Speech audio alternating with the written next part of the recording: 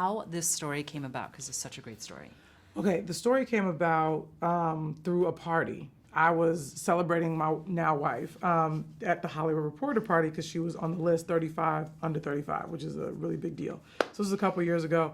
And I'm at the party celebrating her, enjoying myself. And James Frey comes up to me and introduces himself, although I know who he is. And he's like, hey, I have an idea for a movie that I can't write. And he's like, it's about a black man, black woman on a first date, not going great, not going horribly. They're on their way home. They get pulled over by a police officer. Things escalate really quickly, and they kill the police officer in self-defense, and then get in the car and just go. And I was like, oh, that's interesting. And I was like, you're right, you can't write that, nor should you. And I was like, but I think I might. And we exchanged information. And he probably thought, man, I ain't gonna hear from her again. And I just emailed him. And I was just like, yo, like, I'm thinking about that. I want to do something with it. Like, let's talk. And we did. We sat down, we talked, we had conversations. And I said, look, I want to like throw away your outline and your title. And I just want to take that seed and run with it. And he was like, take it, have at it.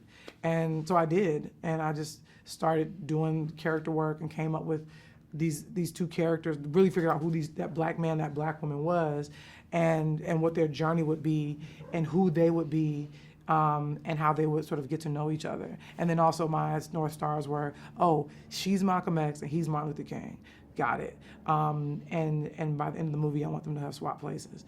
And so that was really what I had and what I went with. And then in the middle of it, just all my stuff came out and all the things that black people kind of experience and how we feel kind of got poured into it. And so that's really how Queen and Slim came about.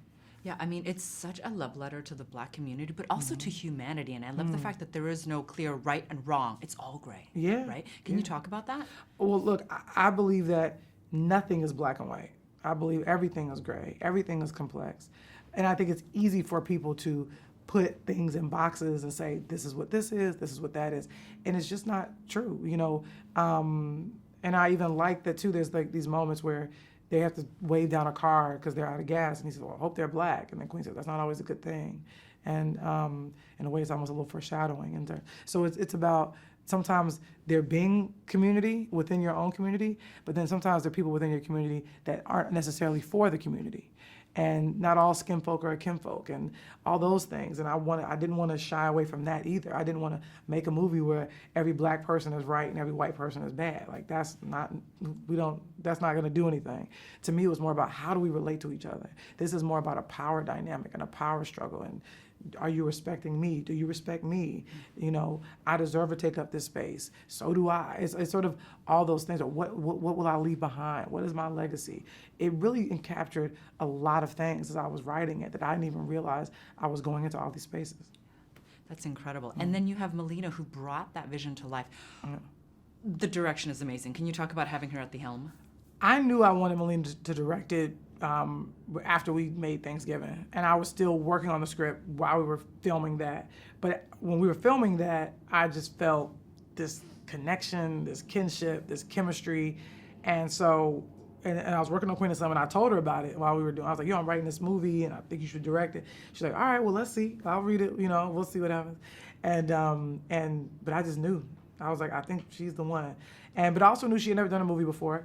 I know I had never written a movie before. And I knew that it was going to be a big decision, what her first movie would be. That was not lost on me. So that was a little bit of pressure. And I was like, you know, because even if she loved it, she also had to consider, well, this is going to be my first movie. And a lot of people were wondering what her first movie was going to be. And I was hopeful that she would read the script and feel like, all right, this could be it. And when she did, and she said, yeah, this is the first feature I'm going to direct, I was like, I just knew, like, I was good. I was like, we're going to be good. We're going to be fine. We're going to grab hands, and we're never going to let go, and we're going to make something special. And that's what we did. So what do you want audiences to see of this movie? I can't tell audiences what to see. You know, I have made the art, I've done the work, and whatever they bring to it is up to them. Because somebody could come and like hate it, be like, I don't like it, and that's a fair assessment. Somebody else could come and go, oh man, I love it, I get it, I see myself. To me, both are valid. Both responses are valid. And because that's what art is. You know, not everybody likes Basquiat. I do. But if somebody else doesn't, they aren't wrong. You know, I'm not wrong. we're both right.